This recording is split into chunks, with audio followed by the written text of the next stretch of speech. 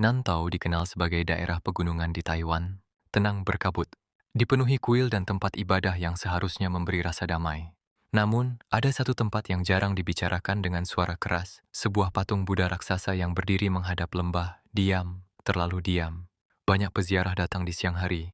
Mereka berdoa, menyalakan dupa, lalu pergi sebelum matahari tenggelam. Karena ada satu kepercayaan yang diwariskan turun-temurun oleh warga lokal. Jangan berada di sana saat malam benar-benar jatuh. Cerita ini berasal dari seorang penjaga malam kuil. Sebut saja namanya Lin. Dorat malam itu, hujan turun tipis. Kabut merayap naik dari lembah, menelan anak tangga satu persatu. Lin melakukan ronda seperti biasa, mengecek gerbang, memastikan dupa padam, lalu berhenti di depan patung Buddha. Saat itulah ia merasakan sesuatu yang aneh. Wajah patung itu tidak terlihat sama. Bukan berubah bentuk, bukan bergerak. Tapi ekspresinya terasa berbeda, lebih berat, lebih dalam, seolah menatap bukan ke lembah, melainkan ke arahnya. Lin menepis perasaan itu, ia menunduk hormat, lalu melangkah pergi. Tepat tengah malam, lonceng kuil berbunyi. Satu kali pelan. Padahal tidak ada angin, Lin berlari kembali ke halaman utama. Lonceng itu bergoyang perlahan, seperti baru saja disentuh. Saat ia mendekat, suara lonceng berhenti. Namun keheningan tidak datang sendirian.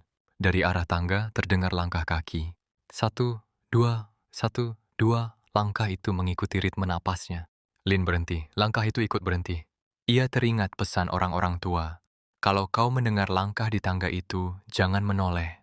Ia memejamkan mata, menghitung dalam hati. Satu, dua, pagi harinya, seorang peziarah menemukan sesuatu yang aneh. Jejak kaki basah naik ke arah patung Buddha dan tidak pernah turun kembali. Jejak itu berhenti tepat di bawah wajah patung. Sejak malam itu, Lin mulai bermimpi hal yang sama. Dalam mimpinya, patung Buddha tidak berbicara, tidak bergerak. Hanya berdiri, dia, sementara bayangan-bayangan hitam berkumpul di belakangnya, seperti berlindung. Dalam mimpi terakhir, Lin melihat patung itu retak tipis. Dari celahnya, bukan cahaya yang keluar, melainkan bisikan pelan yang berlapis-lapis. Warga setempat percaya, patung itu bukan hanya tempat ibadah, ia adalah penjaga. Dibangun di atas tanah lama, tempat arwah-arwah tak pernah benar-benar pergi. Patung itu tidak mengusir mereka, ia menahan, menyegel. Itulah sebabnya setiap perawatan patung dilakukan dengan ritual khusus. Dan setiap kali ada retakan kecil, para biksu datang tengah malam, bukan untuk memperbaiki patung, melainkan untuk menenangkan apa yang ada di bawahnya. Jika suatu hari kamu berkunjung ke Nantu dan berdiri di hadapan patung Buddha itu saat senja, lalu merasa seolah sedang diperhatikan, jangan menatap terlalu lama, jangan menghitung anak tangga. Dan jika kamu mendengar lonceng berbunyi tanpa angin, pergilah. Karena di tempat itu, Buddha tidak pernah sendirian.